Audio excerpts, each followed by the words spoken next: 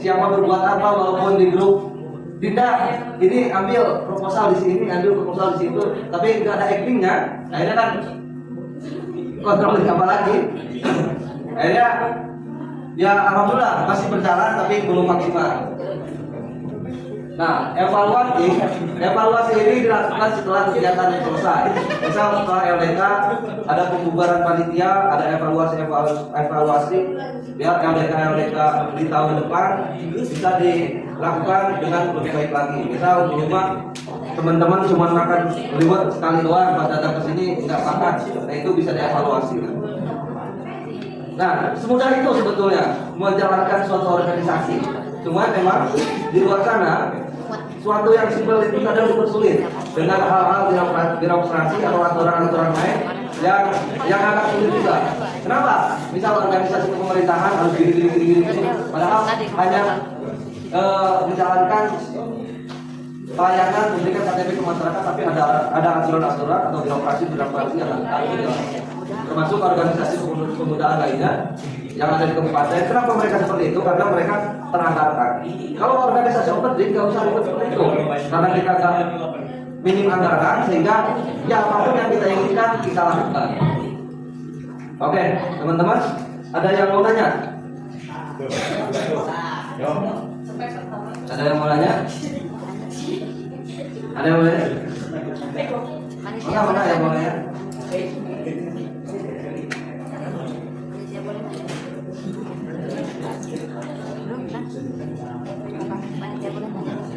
Panitia boleh nanya enggak?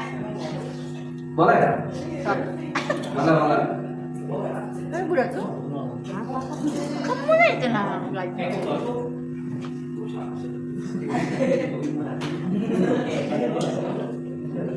Mana yang warnanya?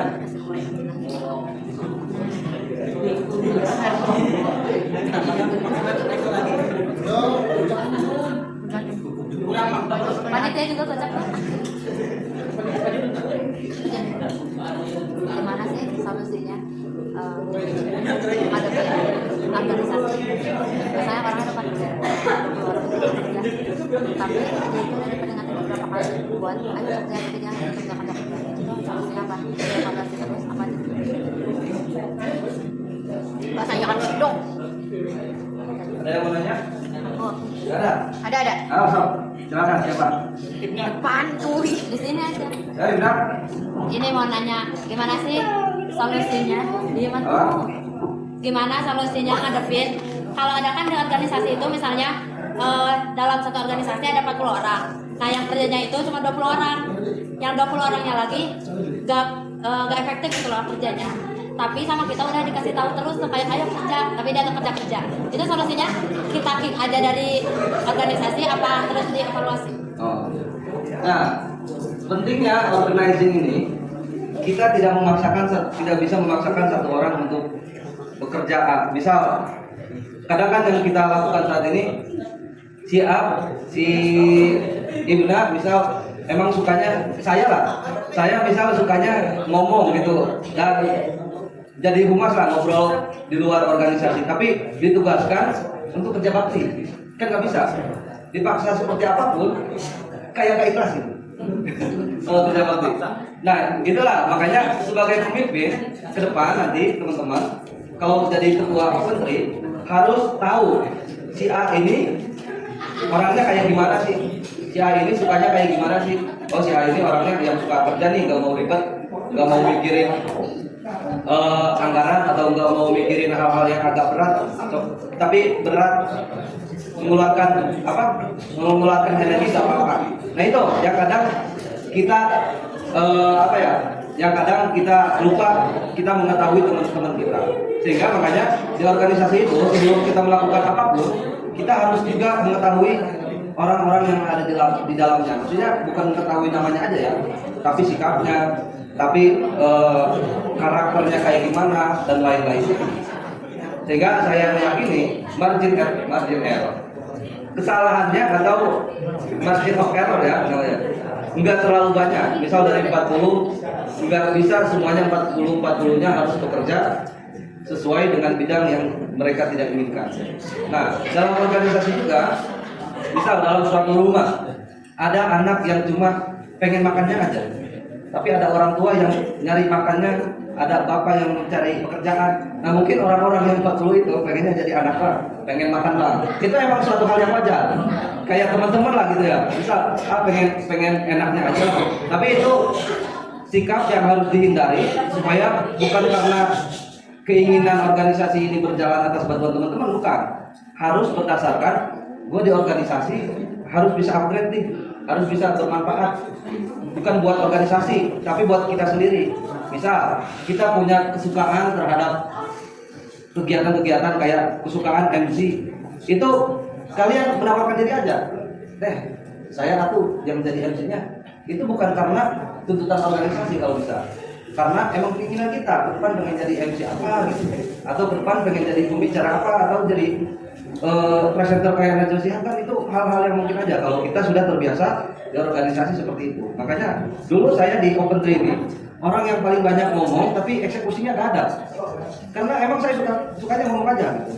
Ngomong manas-manasin orang gitu. Akhirnya kan sampai sekarang dong ngomong aja, kasih masukan. Ada orang yang tipikalnya kasih masukan, ada orang yang tipikalnya menerima masukan dan mengeksekusi masukan tersebut. Nah kayak orang dia nggak suka banyak ngomong tapi langsung eksekusi aja. Itu setiap orang beda-beda, setiap manusia punya karakter sendiri, setiap manusia punya otak sendiri, punya kecapean sendiri. Mungkin saya capeknya kalau kerja, atau orang mungkin capeknya saat ngomong. Itu kan suatu hal yang harus kita sama-sama ketahui. Oke, ini nanti menghadap.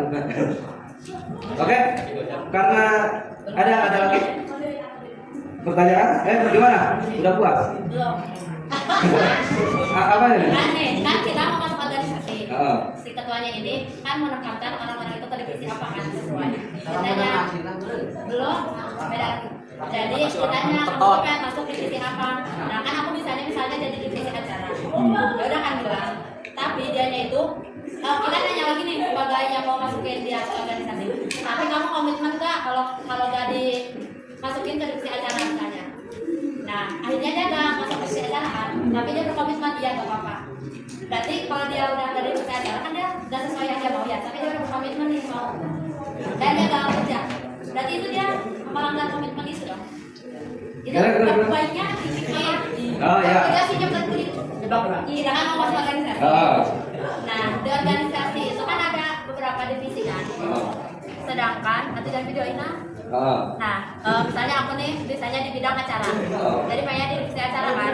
Tapi si yang nanya ini si yang mau masukin ini si ketua organisasinya. Tapi kamu mau gak selain acara gitu? Komitmen gak bakal kerja gitu? Nah kata dianya ya udah komitmen asal masuk organisasinya. Tapi pas dia dimasukin dari acara dia gak mau kan, berarti tapi dia gak kerja gitu. Nah itu berarti melanggar komitmen kan? Bukan melanggar komitmen. Komitmen dia harusnya pemimpin itu mengetahui anggotanya. Kalau itu kan maksudnya keterpaksaan gitu ya. Kalau di bidang lain, misal kayak saya di bidang dari itu, orang maksudnya di bidang A, B, tapi A bisa tuh, bisa sih, tapi kurang kehatian. Nah itu harusnya dipikirkan sama seorang pemimpin supaya ke depan apa yang dia lakukan, apa yang dia kerjakan tidak berdasarkan tanggung jawab aja, tapi berdasarkan keinginan, berdasarkan keinginan dan kemampuan dia. Kalau saya ditugasin untuk masak agak susah juga ya, takut kayak gimana dan keinginan juga nggak terlalu ini. Oke, gimana? Jadi seorang pemimpin itu harus memahami anggotanya, harus mengerti anggotanya, sehingga dalam organizing, dalam memetakan orang-orang di sebuah organisasi itu bisa sesuai dan bisa berjalan sesuai dengan keinginan dan kemampuan anggota. Oke, terima kasih. Karena Kang Hergun sudah datang, kita agak ada pertanyaan lagi. Karena Kang Hergun sudah datang, kita akhiri. Dan teman-teman jangan kemana-mana dulu, tetap di sini, tetap stay tune untuk mendengarkan nasihat-nasihat, motivasi-motivasi dari anggota DPRD paling muda di Kabupaten Bogor. Oke, dari saya Sekian, wabillahi taufiq wal hidayah. Assalamualaikum warahmatullahi wabarakatuh. Waalaikumsalam warahmatullahi wabarakatuh.